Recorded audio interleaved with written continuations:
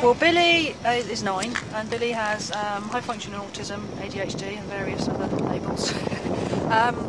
He seems to have an affinity for animals. He likes dogs. We came across this. It was something I thought I'd try with him, and it's just incredible the effect it's had on him.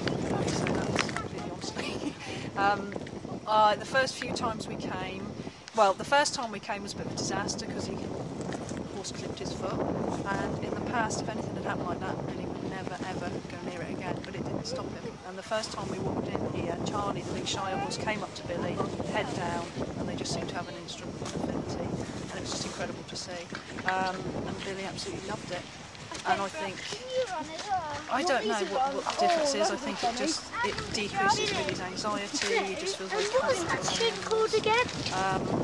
And for us, I mean, it's changed our Saturdays because although I had to stay with him for 3 hours every week, the last 2 sessions, well, this is the 3rd, I've left him, and it's the first time in 9 years we've ever been able to leave him anywhere. It's incredible without us, having to be with him. He relies very much on me for communication, so he's never been comfortable to be left anywhere because he never felt he could put across what he wanted to say. Are you going to do say go this time? 5, 4, 3, go! Yeah, just incredible, and he just really has an amazing affinity for horses.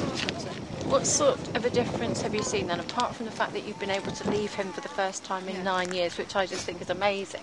What other things, what other differences have you seen? Well, it's really interesting because Billy, they did a session here with the Indian horses and the paint, and when they said you're going to put paint on your hands, I immediately thought, he won't do that because he doesn't like the paint. I don't ever say that, but he did, and he put the paint on the horses. And then one thing, there's been a couple of real things that have been quite incredible, and Sue said, oh Billy, can you think of your own symbol and what it might mean?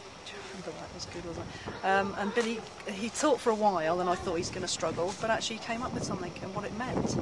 And then they said, can you draw it when you get back in? And he drew it, and he wrote out what it meant, and he also wrote his name, and he used to have a real problem with seeing his name.